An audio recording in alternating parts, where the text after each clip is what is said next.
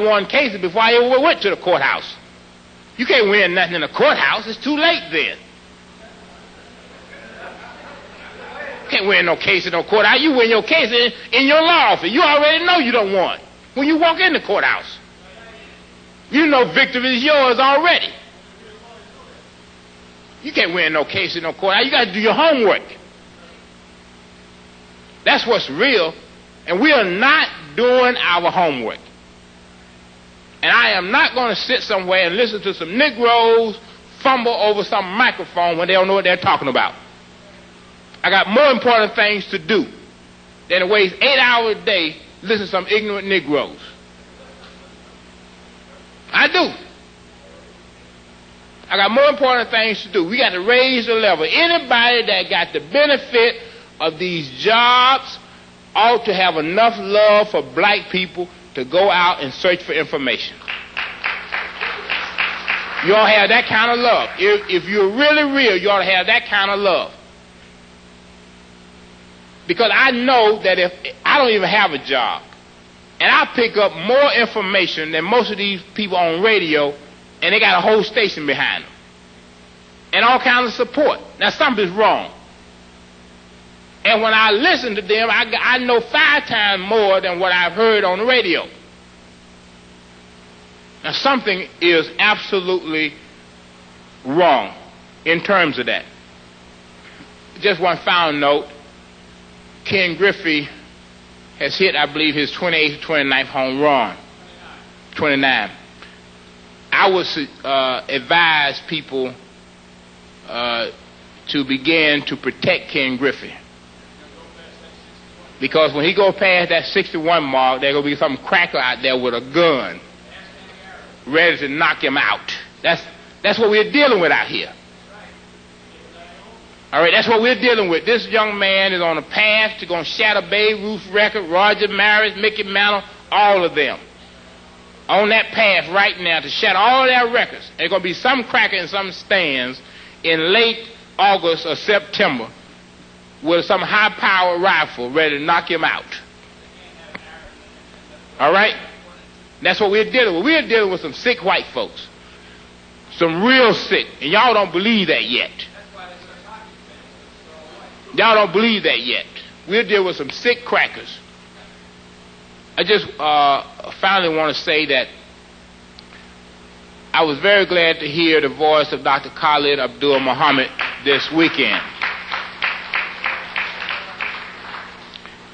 He is doing very well, and obviously at this particular stage, if we can understand, serious precautionary safety measures have to be imposed to protect him.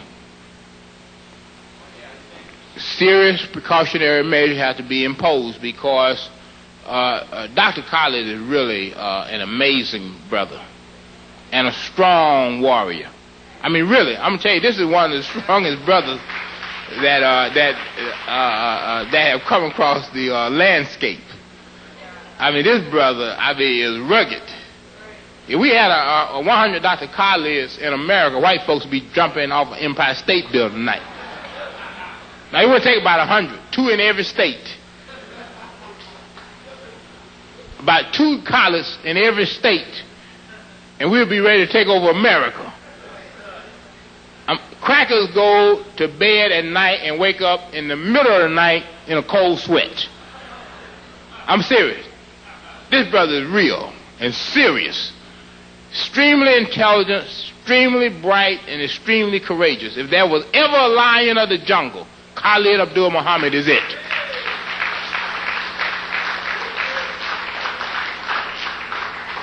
And white folks know that, and they wanted to knock him off before Father's Day came around because they didn't want all of us black men get no ideas about our manhood. All right? They did not want us to get any ideas about our manhood. And they have followed him all over. Even when he was here at the slave theater, they had agents of the ADL right here in the slave. And we don't even let white folks in here. All right? We don't even let white folks in here. And they had agents right here. And they had full reports of what happened in the slave theater. And so I am just waiting for this brother to come back to the East Coast. I hope that he gets Giant Stadium free. I don't want to get the Crackers no money, but he's going to take Giant Stadium when Khalid Muhammad comes back to New York. That's what it's going to take. It's going to take Giant Stadium for Dr. Khalid Abdul Muhammad. That's what it's going to take. I'm telling you now. Anything smaller than that is not going to do, brothers. If there's anything planned smaller than that, change the plans. I'm serious. I'm serious. That's how real this is. That's how real this is. This brother has tremendous support. Tremendous support. And people are just waiting for that moment. Just waiting for that moment. He's a real brother, and I am so glad that I am living in a time in which he exists. These are great times. These are great times. These are great times. Many of us missed other people. We were not here when Garvey was around. Many of us were not here when the Honorable Elijah Muhammad was around. And those of us who was here were turning our backs to him. Many of us was not here when Malcolm was around. But this brother really has some real fire for black America, for blacks in America. We're living in some wonderful times. We're living in some great times right now. The masses of people are ready. That's right. The masses of people are ready, and I'm certainly going to do all I can. I constantly call to see how he's doing. He knows that he certainly has our support here at the United African Movement and the black community. But I just wanted to let you know he sounds strong, he's in good health, and he's raring to go. And brother, when he hits town, look out. When he hits town, look out. Because I know he got something to say now. Y'all thought he had something to say before. I know he got something to say now.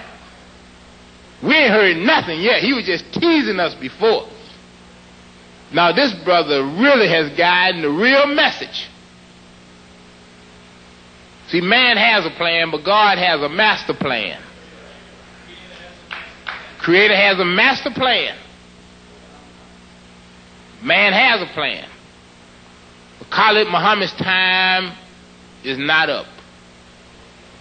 He still got work to do in the vineyard.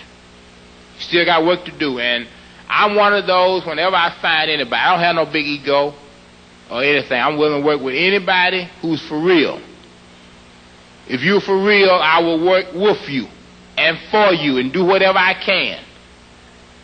But I do not want to be out here dealing with Negroes who are double agents,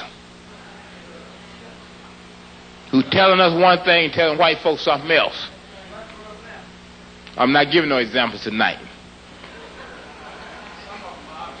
I'm not giving no examples tonight. That's the problem now. When I give examples, y'all don't go to the radio and repeat what I say. Y'all call the person. Man, that Negro was talking about you tonight. It was a shame. I wanted to go up there and slap him. But he had Eric Muhammad over there on the side.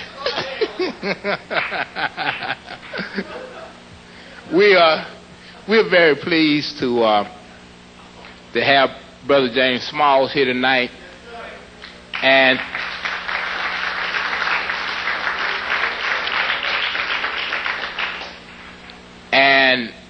although many of our revolutionaries are home tonight waiting for the Knicks to come on, many of the faithful have come out, and we really want to show real support financially, because that's what we do on Wednesday nights. This is not a profit-making operation on Wednesday nights. This is about helping people. When we say love offering, that's what we mean. It's about helping people, because that's what we have to do as a people, help each other and help people who are trying to help us. And so that is why we ask everybody to try to give what they can. Rebbe, and they were saying that just in Los Angeles alone, the grand robber, that's the grand robber. Just in Los Angeles alone, they raise over $16 million per year. In Los Angeles alone. And then they were talking about how he had manipulated the Australian stock market. How he had manipulated the